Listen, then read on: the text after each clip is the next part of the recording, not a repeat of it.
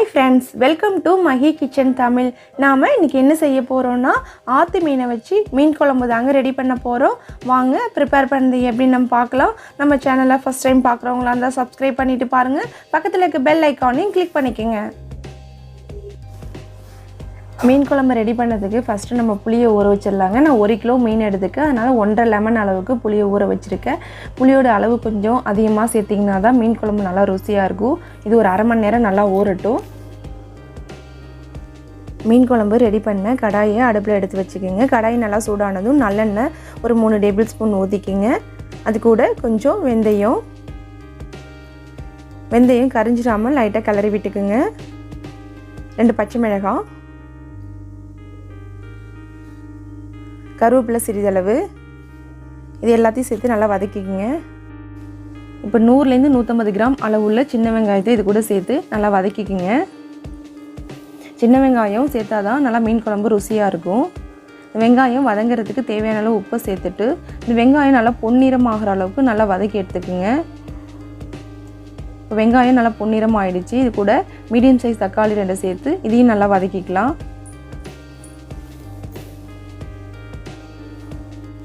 நம்ம அடுத்ததாக தேங்காய் பேஸ்ட் ரெடி பண்ணிக்கலாம். தேங்காயோட அளவு பார்த்திங்கன்னா அரை மூடி. அது கூடவே ஒரு 4-5 சின்ன வெங்காயம் சேர்த்துக்குங்க. அரை ஸ்பூன் சோம்பு. இந்த தேங்காய் பேஸ்ட் அரைக்கிறதுக்கு தேவையான அளவு தண்ணி ஊற்றி ஃபைன் பேஸ்ட் அரைச்சி எடுத்துக்குங்க. தேங்காய் பேஸ்ட் ரெடி ஆகிடுச்சு. அடுத்தது வெங்காயம் தக்காளி நல்லா பச்சை வாசம் போகிற அளவுக்கு நல்லா வதங்கிடுச்சு. இப்போது அரை டேபிள் ஸ்பூன் அளவுக்கு மஞ்சத்தூள், அரை டேபிள் ஸ்பூன் அளவுக்கு மிளகாத்தூள், 5 டேபிள் ஸ்பூன் அளவுக்கு குழம்பு மிளகாத்தூள். குழம்பு மிளகாத்தூள் சேர்த்திங்கன்னா தான் குழம்பு நல்லா திக்காகவும் டேஸ்ட்டாகவும் இருக்கும். இது வீட்டிலேயே ப்ரிப்பேர் பண்ணால் தான். இதோட லிங்க் பார்த்திங்கன்னா டிஸ்கிரிப்ஷன்லேயும் ஐகார்ட்லேயும் கொடுத்துருக்கோம், பார்த்துக்குங்க. இது பச்சை வாசனை போகிற அளவுக்கு நல்லா வதக்கிக்குங்க.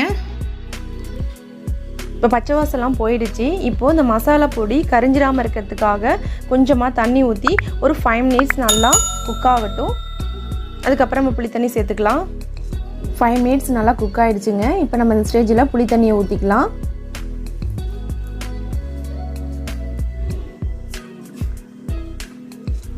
இப்போ இந்த குழம்புக்கு தேவையான அளவு நம்ம உப்பை சேர்த்துக்குங்க.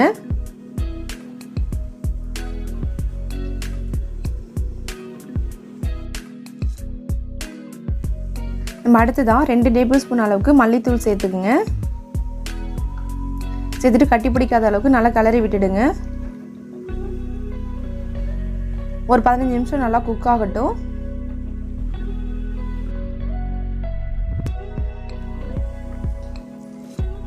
இப்போ நம்ம அரைச்சி வச்ச தேங்காய் பேஸ்ட்டை இது கூட சேர்த்துக்கலாம்.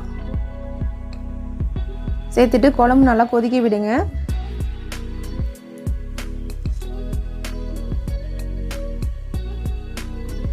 குழம்பு நல்லா கொதிச்சு எண்ணெய் எல்லாம் பிரிஞ்சு வர அளவுக்கு நல்லா கொதிக்கணும்.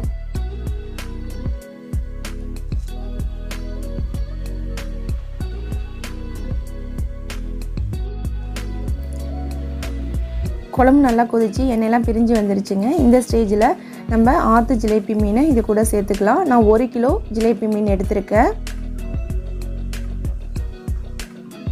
நம்மளோட வியூவர்ஸ் ஒருத்தவங்க ஆற்று ஜிலேபி மீன் குழம்பு கேட்டிருந்தாங்க. அவங்களுக்காக தான் இது ப்ரிப்பேர் பண்ணியிருக்கோம். உங்களுக்கும் வேறு ஏதாவது ரெசிபி தேவைப்பட்டுச்சுன்னா கமெண்ட் செக்ஷனில் கமெண்ட் பண்ணுங்கள். கண்டிப்பாக எங்களால் முடிஞ்ச அளவுக்கு நாங்கள் ட்ரை பண்ணி வீடியோ போடுறோம். மீன் போட்டு ஒரு 10 நிமிஷம் குக் ஆனால் போதும். அதுக்கப்புறம் நம்ம மேலே கருவேப்பிலை தழை தூவி அடுப்பை ஆஃப் பண்ணிடலாம். அவ்வளோதான், மீன் குழம்பு ரெடி ஆகிடுச்சு. சுவையான ஜிலேபி மீன் குழம்பு ரெடி ஆகிடுச்சிங்க. இது வீட்டில் ட்ரை பண்ணி பாருங்கள். ட்ரை பண்ணி பார்த்துட்டு கமெண்ட் பண்ணுங்கள், ஷேர் பண்ணுங்கள், லைக் பண்ணுங்கள். நாங்கள் போகிற வீடியோ உங்களுக்கு பிடிச்சிருந்துச்சின்னா சப்ஸ்கிரைப் பண்ணிக்கோங்க.